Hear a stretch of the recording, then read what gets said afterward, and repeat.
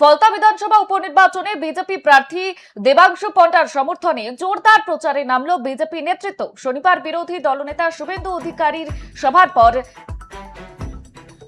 মুখ্যমন্ত্রী শুভেন্দু অধিকারীর সভার পর রবিবার নির্বাচনী প্রচারে অংশ নিলেন বিজেপির রাজ্য সভাপতি শ্রমিক ভট্টাচার্য। এদিন ফলতার বিভিন্ন এলাকায় রোড শো এবং পথসভা করেন তিনি।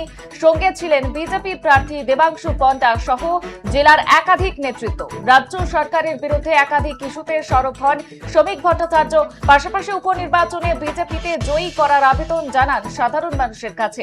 বিজেপি নেতৃত্বের দাবি, ফলতায় মানুষের ব্যাপক সাড়া মিলেছে এবং পরিবর্তনের পক্ষে জনমত তৈরি হয়েছে।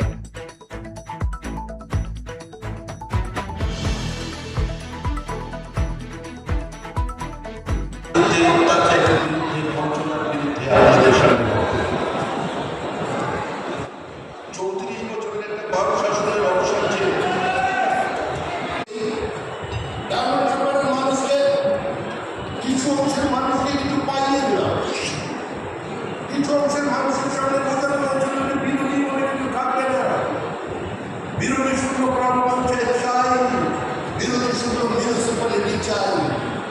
তার মধ্যে